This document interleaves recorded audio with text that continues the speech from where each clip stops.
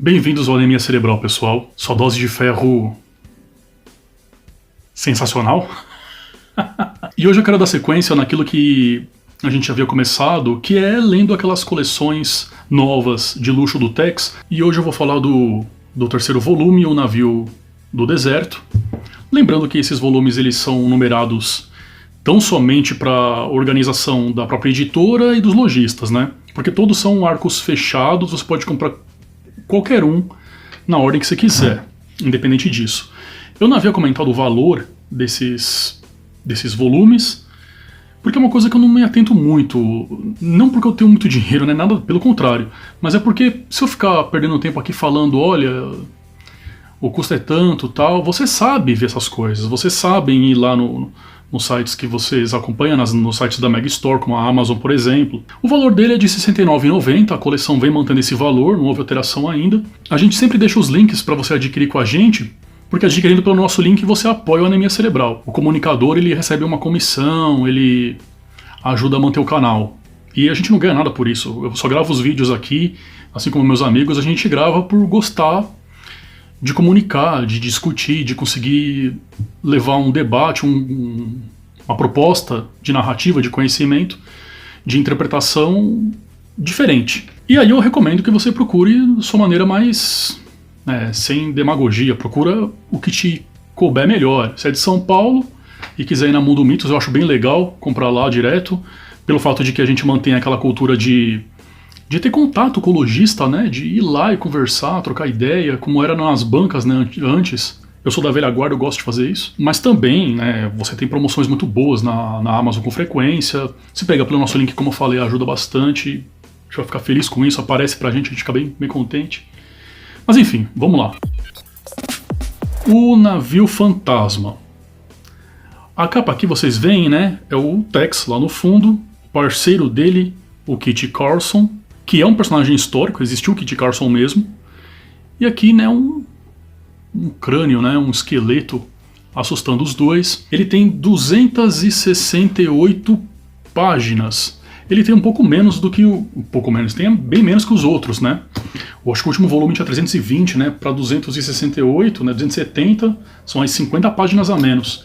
Quando eu vi isso, eu não gostei. Eu pensei, cara, bem menos páginas e o valor é o mesmo, né? Isso daí passa pela cabeça.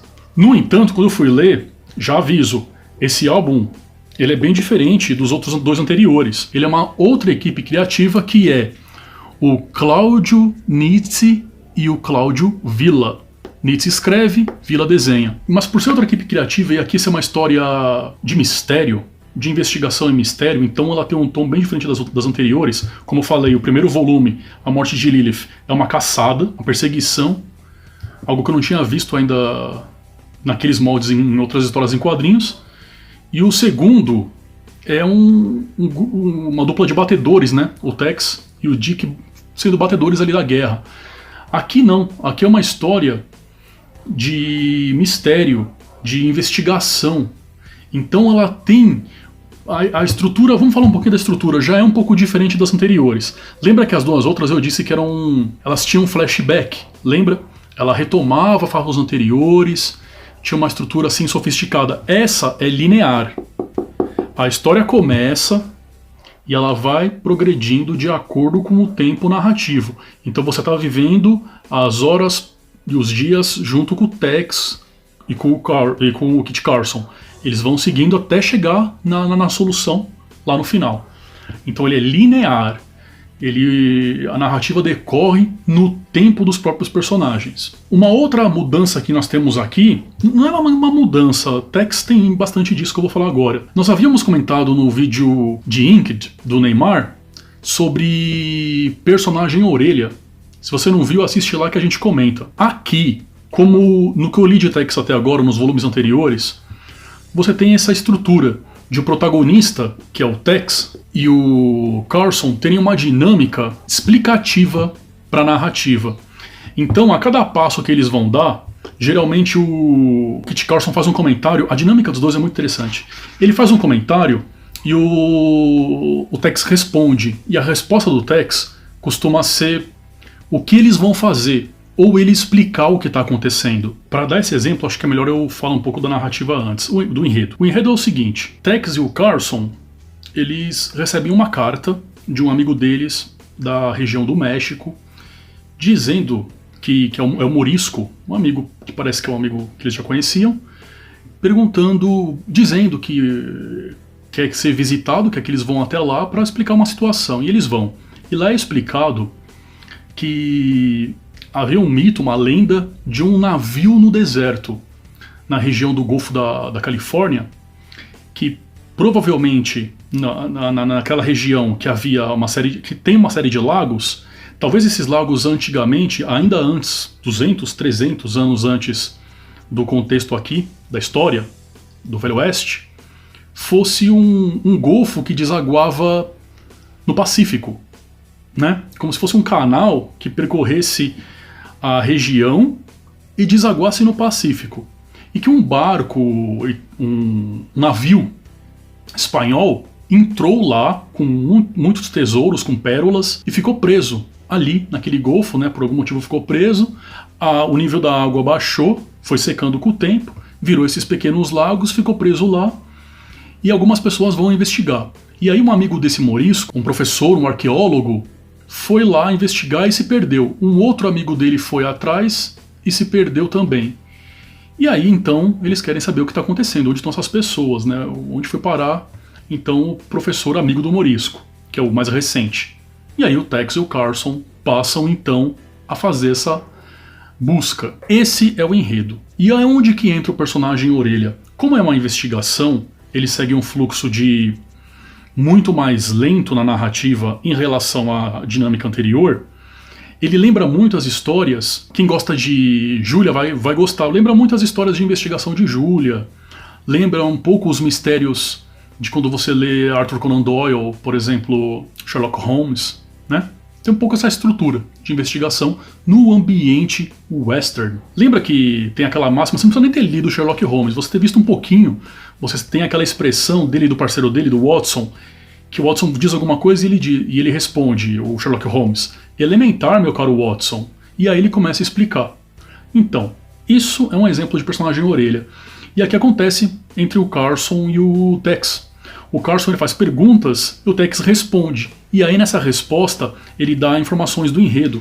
Um exemplo aqui, ó, logo no começo, antes deles partirem para a viagem, é colorido novamente, daqui a pouco comento a arte. O Carson vai perguntar: quando partiremos para a missão? O Tex responde: bem, como o nosso amigo parece estar com pressa, não adianta adiar. Perguntei quando. Aí é o tempo de selar os cavalos e partir, amanhã cedo. Sem esperar o Kit e o Tigre, que são os parceiros que estavam numa outra missão. Exato, os dois não vão voltar antes de 2 ou 3 dias. Então assim, ele vai seguir essa dinâmica de um perguntando para o outro. Um outro exemplo aqui bem contundente. Um homem, junto com eles, cai da porta, né? Cai no chão. E aí eles começam a analisar e descobrir o porquê esse homem caiu. Rapidamente vamos ver o diálogo aqui. Que diabo deu nele? Raios? Perguntou, né, o Carson. Que diabo deu nele? Raios. Eu acho que sei. Chamas do inferno? Carson pergunta agora. O que foi? Tex responde. Foi que o safado nos enganou, meu velho. Dê uma boa olhada neste dedo. Olha lá, ele tá em dúvida, dê uma boa olhada neste dedo. Ele tá o dedo machucado, o Tex vai lá e explica. Minha nossa, ele se furou com um dos malditos espinhos. Exato, e nós ficamos sem nada. Que vai pro inferno. E assim vai. Entendeu?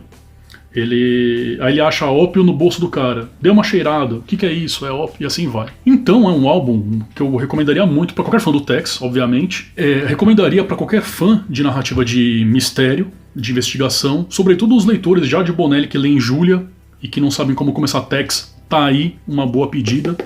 O Navio do Deserto. E o que é interessante, embora essa estrutura narrativa seja linear e simples, seguindo reto, ela é muito bem escrita. E ela faz uso de uma outra forma para te entreter. Ela vai seguindo muito similar a um trator. Sabe quando um trator se aproxima, ele está longe, ele faz o barulho longe e você vê ele distante. Conforme ele vai chegando perto, vai causando aquela sensação de perigo, de fobia, de que tem algo se aproximando, barulhento, que vai te intimidar, vai te oprimir. E essa história ela é assim, o final é apoteótico. O final foi uma das poucas vezes que, lendo o Tex, eu falei, como que eles vão resolver isso?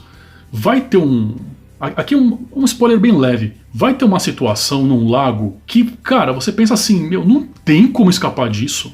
Como que o narrador, o escritor, vai resolver essa situação? E ela vai piorando. Passa 2, 3 páginas, ela só piora. Eu cheguei a gargalhar vendo o final, na hora que o Tex fala, ele pensa, né? Deus Todo-Poderoso, este é realmente o fim. É desesperador. É interessante você ver esses homens bravos, né? Sempre corajosos, numa situação que só piora, que ela não vai ter saída. Essa narrativa, essa estrutura linear que vai numa crescente muito similar a um trator, que vai se aproximando e você vai criando expectativa e parece que vai te engolir, que vai engolir os personagens, me lembrou muito uma peça de teatro chamada Os Persas, do Ésquilo, que foi publicado aqui no Brasil. Ela saiu como Ésquilo Tragédias, pela editora Iluminuras, com tradução do professor da USP, o Colosso Já Torrano. É uma leitura muito mais difícil em relação a essa, né? Mas segue a mesma estrutura. Uma narrativa, uma estrutura simples, né? Uma ação simples, gradativa. Também lembra o esquema de mistério daquele filme O Nome da Rosa, né? Baseado no livro do Umberto Eco. Então, se você gosta desse filme, ou se você leu e gostar, você pode procurar essas outras recomendações que eu falei, que são tudo nesse estilo parecido, que você vai seguindo linearmente até achar a resposta. E quanto à arte, aí que tá, ela muda, né? Porque não é o desenho do Galep, que é o criador da imagem do Tex. Ele é do Cláudio Villa, que é extremamente competente. Eu confesso que eu gosto mais do Galep por motivos de que eu gosto muito do clássico, né? Eu gosto do traço mais riscado do Galep, mas o do Villa é muito bonito. Vai aparecer para vocês, nem vou mostrar, vai aparecer aqui na imagem para vocês, uma coisa que eu acho que ele é especialista: expressão facial. O rosto dos personagens é um plus, ele soma a esse desespero, esse clima de mistério, e a cada momento que aparecia, e elas vão aparecendo para vocês aí, eu parava ali a leitura para ficar apreciando essas imagens de rosto. Elas são todas um tanto atormentadas, criativas, um olhar muito emblemático. Então, um artista de mão cheia, Cláudio Villa. Eu não conheço nenhum artista da Bonelli ruim, é impressionante como Bonelli sempre mantém um nível muito elevado no que ela faz. Ponto negativo, eu encontrei 2 erros de revisão. Na página 32, o Carlson ele diz: eu pensava no sujeito está esperando em rito. Eu pensava no sujeito que estava esperando em rito. Ou eu pensava no sujeito esperando em rito. Ou esse está tem que sair, ou no sujeito que está. Ficou faltando. E depois vai aparecer um outro errinho em 215, que é nessa imagem aqui do Tex. Já é um milagre que não tenha ser esfarelado sob as intempéries. Já é um milagre que não tenha se esfarelado, né? O C foi com R junto, ficou ser. São esses 2 erros aí de revisão que aí aconteceram. Nos anteriores não tinha. Novamente, aquilo aconteceu também, né? Eu insisto em dizer, eu não gosto dessa falta de alinhamento. Ó, ele começa alinhado e aí ele fica desalinhado aqui. Né? Poderia ficar reto. Eu acho que ele ficaria tão bonito se ele tivesse alinhado, ó. Essa página aqui mesmo. Olha, se ele tivesse retinho aqui e aqui, ficaria bem bonito, né? Em relação à imagem. Mas é isso, né? Acho que são erros que não incomodam quase ninguém. É coisa bem leve. Compensa muito. Então pode começar por aqui se você gosta de histórias investigativas, né? Mais paradas com menos ação. Encerramos aqui então. Deixa o like, que ajuda a gente bastante. Não gostou, dá o dislike, comenta. Espero ter ajudado, dito alguma coisa interessante. E vamos aguardar o próximo aí e o último. Até a gente adquirir o quinto aí e trazer para vocês. Obrigado. Até mais. Fique em casa.